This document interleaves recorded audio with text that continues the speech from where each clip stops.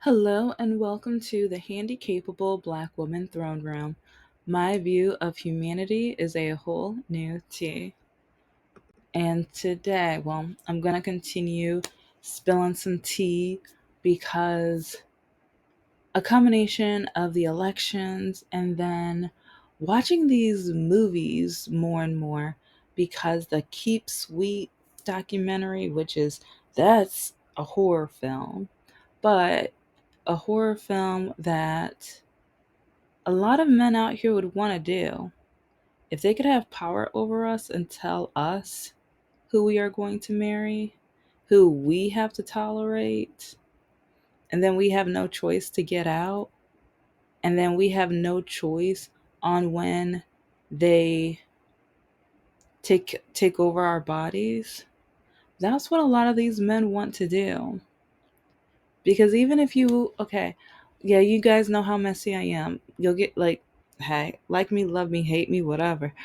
And watching divorce court, sometimes it's so interesting. And actually, after my surgery that I had to have, it's like every day, like while I'm on my laptop, I was researching, I was like working on publishing my first children's book. Check them out. At the end of all my videos, I show images of some of my books. But anyway, while divorce court was on, I'd be working on my projects and I was listening, and I kept just hearing patterns, especially the men saying, "Oh, I left her because she didn't give me enough of, the hanky panky, the, And, but it was like over and over again. And you would hear a lot of the women saying he doesn't even have a job, or he's hardly working, or he doesn't come home, he doesn't help with the kids, he doesn't do other obligations, he just wants to play video games all day, he doesn't want to talk to me, he doesn't want to communicate, listen to me, travel, or do things with me.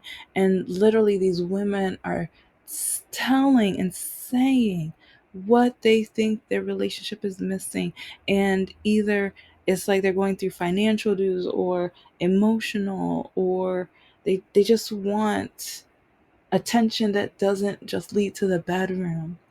But you can hear the man, like even their body language, you can just see and hear that they do not care. And some of the men even turning it around, well, if you gave me more, maybe I would. And it's like, no, that's not, no. And for like, I've heard a lot over the years how men think of the hanky panky differently than women. With women, it's more of an emotional embrace, it's more of a passion and things like that. For men, it's barbaric. It's like, oh, women drop or lift and let me stick it, big difference. So with a lot of women, they're telling the guy how to, allow their passion sirens to go off within their hormones. But then the man is just like, I just need you to do A, B, and C. Give me 5, 10 minutes and I'm done. But that's not how a lot, okay, 'cause, I mean, there's some women who, hey, whatever, whatever. But with a lot of women, that's not how it works. But a lot of men don't care. And I'm talking kind of like this because, like, a lot of the romance books, and or a lot of the Hallmark type of romance movies and things like that, the men in those stories are so, like, and I know it's fiction, but it's so fiction. Because when I compare that to the documentaries of, like I was talking about, Keep Sweet, a lot of these men are disgusting. And a lot of these men want to treat us like cattle. And they want a collection of us. And I think that's one reason why a lot of alpha male red pill jerks are going around saying, if we cheat, she needs to get over it. If we cheat, that doesn't mean we don't love her. It's like if I cheat, then and if we have kids, she needs to stay for the kids, and if she leaves, she's selfish. I have heard all of this, and it's disgusting. So you know what? With the Handicapable Black Nerd channel, I am going to. Oh my gosh! I just thought it's okay. I want to do two things. I am going to start creating Hallmark movies based off of the situationships. Ooh, yeah, the thing that happened with Jada and ooh, that would be that would be an interesting Hallmark movie, especially how they're still together. I'm just like, oh, I mean, they're not like they're quote unquote together, yeah, quote unquote. But even with, let's see, oh, Woman of the Hour, she did her thing. I know I said in another episode. I don't know if it's up yet. Yeah, I'm random, whatever. But she did an awesome job with that movie. And I hope to see her directing more films because the emotion and then even some of the footage that, like, because I remember one date that or I've been on a few dates where the guys were literally not going to take no for an answer, and or like when they followed me to my car, or even guys who would ask me out and I kept saying no. I think I posted a video about part of the story, but I remember there was one guy at one of my friend's birthday parties. He was not taking no for an answer. And the bad thing is, in the back of my mind, I kept thinking of what my mother kept telling me. As long as you walk like that, no one's ever going to want you, love you, or marry you. So I forfeited because I'm like, fine. It's like a guy wants me. At least a guy's going to want me. I don't want him, but I'll deal with it, which is horrifying. Now, like being older, I'm looking back and I'm like, how dare you? No, don't, no. You are better than that. And then for the guy who told me, oh, well, if you're going to date me, you're going to have to drop out of grad school. I don't want to date a smart woman. And I hear that a lot, especially from black men. I hear well, white men, but a lot of black men. A lot. And that's one reason I'm petty and I have a smart mouth. And so when they try to tell me things like that, and or when they like some of them to troll me, or especially when I say it's not going to work, or I don't think we should date at all or whatever. Next thing you know, that's why you don't have any babies. That's why you don't have any kids. It's like you don't know a good man. What it's like a good man. Um, hmm. Like I remember one of them told me that, let's see, colleges should start having a list of degrees for men and a list of degrees for women. And the ones with women should be culinary and something with cleaning, or how to handle a man properly. Garbage like that. And it was just so insulting. And I just remember laughing. I'm just like, okay, yeah, you're funny. You're funny. And well, I have quite a few examples when it comes to that, but watching these movies, they just act like there are just so many absolutely wonderful men out in the world, kind of like the adult version of a Disney movie. Prince Charming isn't real. Prince Charming is not real. And that's why a lot of these men, since a lot of us women want to start our own business, get our degrees, and make sure that we are independent upon ourselves so that we won't be trapped in a relationship where the guy feels like he has all of the control and he can traumatize us for the rest of our lives just because he's a man. But now they want to get passports so they can travel to get a submissive woman from another country, but not realizing that they don't know anything about their culture systems or about the women within the country or area. And that's also why a lot of these men have been boom, boom, bang, banged 6 feet under now, because they're so busy chasing the submissive dream that they don't want to learn about the culture. So then they end up being eliminated because of their ignorance, naiveness, uneducated, idiotic, corrupt masculinity, red pilled minds. Yeah, no, thank you. No, thank you.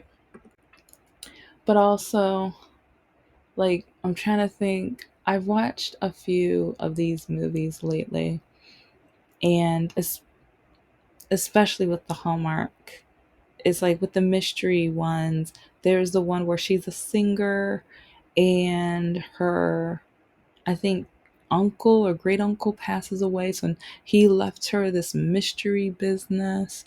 But each episode, there is this handsome investigate, like in almost each one, the love interest is an investigator, and part of me is just like, haha, good thing the main female isn't black, cause because usually it's a police officer, detective, or investigator, and come on, like we, it's like you guys have already heard about some of my police stories of when the police officer literally fondled me for 15 minutes all over a high school tassel. He emptied my bags and he treated me like garbage, like dirt. Yeah. It's like if you haven't heard that one yet, it's like that's in the long list of stories that I tell.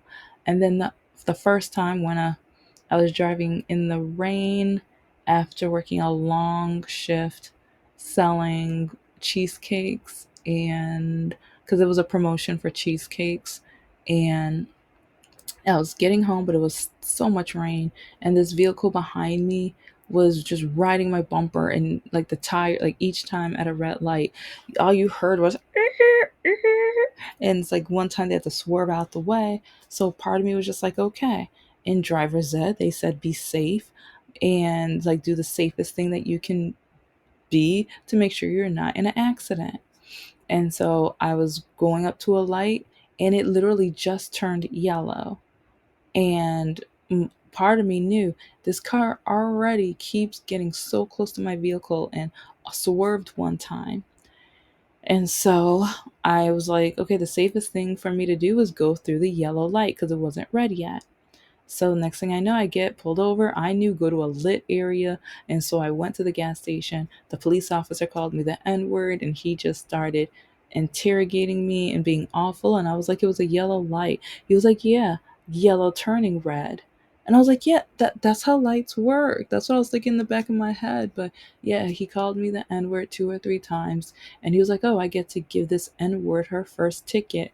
Gave me a ticket, blah. I tell the whole story with that one too. But yeah, I don't have that great of relationships with cops, as you can tell. The one time that, oh, well, there, there's 3 or 4 cops that have asked me out, and part of me was just like, okay, give this guy a chance. Maybe he's not a bad cop. We'll find out. I'll see. Maybe once I can know his badge number, it's like I could find a way to look it up. Yeah, that's how, like, because I didn't know much about badge numbers, because I didn't know, like, with the arrest get to, like, because I was so emotional the one time when, oh yeah, the other time where the police officer followed me 15 minutes to my driveway, to my house, opened the garage door, opened my door, and that's when he turns on his lights.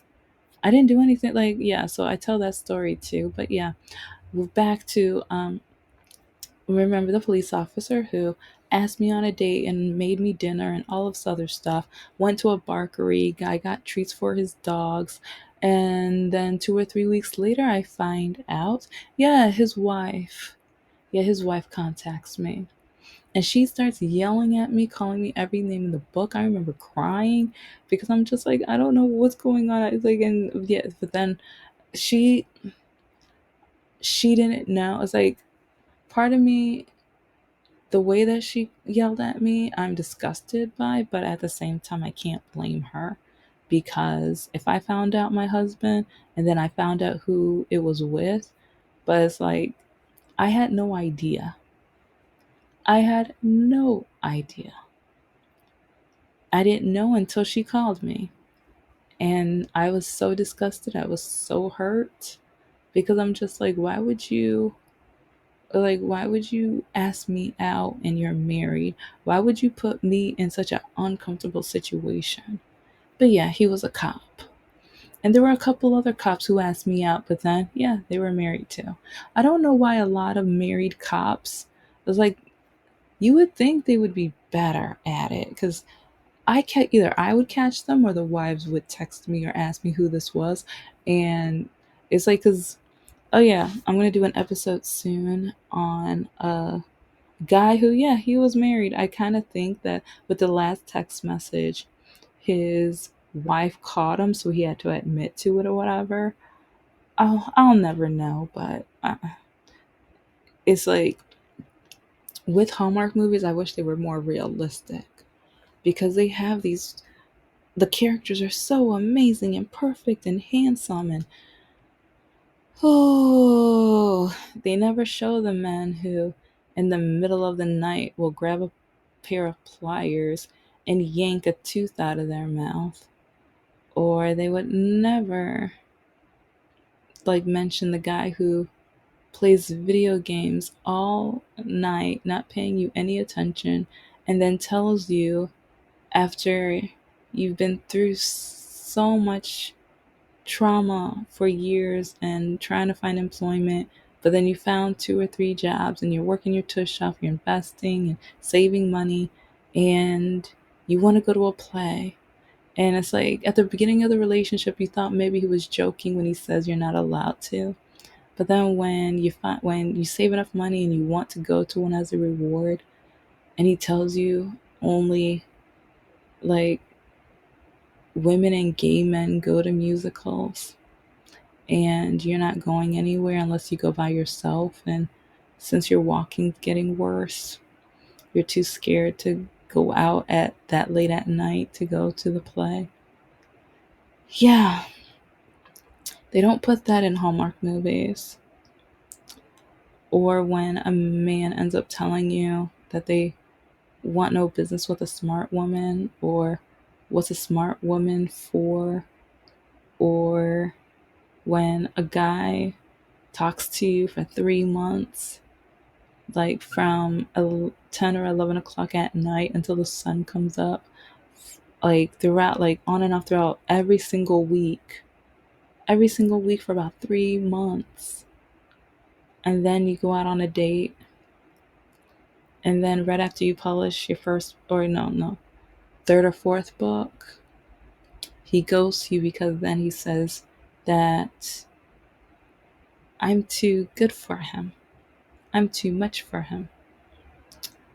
And or you date somebody or you're planning on dating somebody, so it's like, well, you're going on dates, but it's not like serious or anything.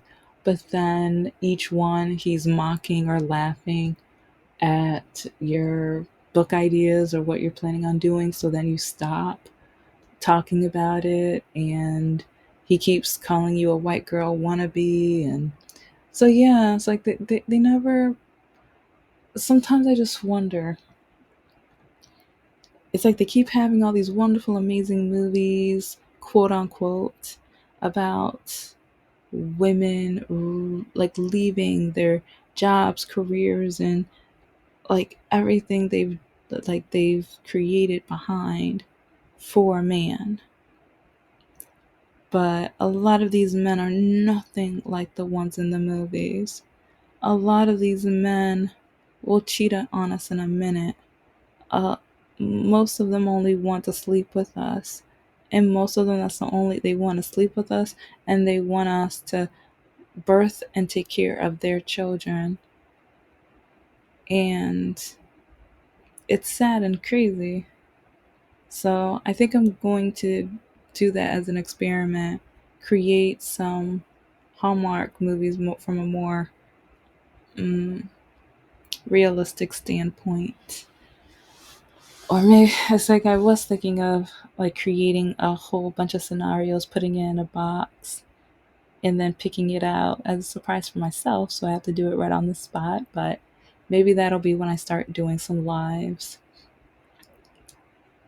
But yeah, when it comes to these Hallmark movies, I wish, or I mean, and I am talking more about the movies because I can look at the body language, and it's like sometimes I rewatch just so I can kind of look at the pattern and things like that. Because with the mystery ones, they they have the mystery, and there's always something that is mm, changed or looked at within a different perspective, because there's the one where the baking mystery one, and there's a young boy who sees an orange car, but it was only orange because of the lights on the street that made it orange. And so I don't know. I it's like that one. Well, I should probably look up the name of it and everything, but I do like some of the aspects of the movie, and I do like seeing the women own the business. Like, I do like that, but I just wish it wasn't so Disney. It wasn't so chipper and happy and everything like that. Sometimes be like that Family Guy Disney, like when they were in the Disney world and they were making like the apple pie. Yeah, make it a little more like that, because near the end you're like, ooh, ooh, ooh, oh, no, too far, no. So I don't know. It's just, I'm not saying like, yeah, actually, yeah, make sure people know that there's racism, and even a main character with a wheelchair not able to go into one of the stores or shops, and or whatever function, like, or if she's going on a date and she's in a wheelchair and they made reservations and she got all dolled up and excited, but they go in and their table is up a flight of stairs. What are they going to do? And is the guy going to help? Or, I mean, especially if it's a first date, it's like, if he is carrying her up, what is the body language going to be like? What are they going to say? What are they going to do? Or it's like at the end of that night or weeks later, if they're still dating, are they going to be able to giggle and laugh about it? Or is is the main character going to complain to the manager, and or maybe make a like suggestion of having tables like maybe an area for those with disabilities? And even with the bathroom, is the bathroom going to be accessible? These are the kind of the things I think about, because with my books, my main characters have disabilities. So I have to think about, what scenarios have I been in? What scenario? Because I'm not in a wheelchair. It's like I use a scooter for long distances and things like that. But I have gone to places where they're not they're not disability friendly whatsoever, and or people stare and look or gawk, or, oh honey, what's wrong with you? What's wrong? Like, we want to know, we're just curious, what's wrong with you? It's called, what in the world? Shut up, just back up, leave me alone. Or like, even getting my nails done, I can't do that in peace. When I got to go to a play earlier this year, people staring at me like they've never seen anybody with a disability. It was so disgusting and uncomfortable, but totally disgusting, because the daughters were staring at me, because with one, there's like three groups, but with one of the families, the girls are just staring. And then I'm looking at the mom and she's staring too. And finally, I kind of just lean over until I hit the mom's eyes, and the mom kind of jumps. And then I'm like, okay, okay, you can stop staring now. And but then she just let her daughters continue staring. and even at the library. Like, I don't know, it's just like these are the kind of stories that more people need to learn about, because they don't realize how uncomfortable, and they don't realize how, especially in America, this country, like, movies, or a lot of the romance movies and a lot of entertainment period, kind of uplifts the white man, or man, like men, but especially white men, but men overall. They, a lot of them, they like, I mean, there's exceptions, of course, because our society does know that there are some toxic, terrible people. And because you see it on Hallmark, but with a lot of the movies, they show the Prince Charming, because it's either it's Prince Charming or they're terrible, or absolutely terrible, and they're going, it's like to the point where they're going to eliminate you and put you 6 feet under. They never put you in the gray area, the dark gray area, or even the whitish gray area.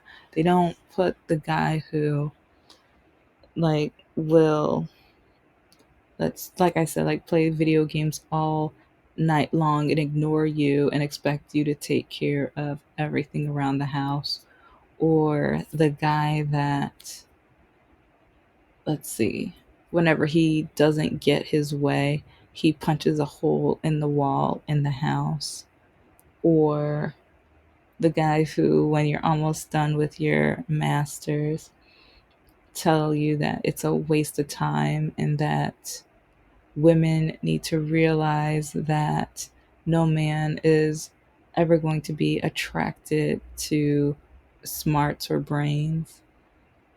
They need to show those, that part. But this is the handicapable black woman. I am a woman, I am of color, and I am handicapable. But most importantly, I am human, and you're human too. And when it comes to romance novels, a Hallmark, mystery romance, and etc., I wish we had more of the gray area type of movies. The ones where the men are a little lazy, the men have high expectations for the woman when it comes to the stereotypical traditional, or oh yeah, that's a great one too. When the man is okay, I have a few ideas now. One might be a man literally trying to force his wife to quit her job to be traditional, and him saying he's going to give her an allowance, or else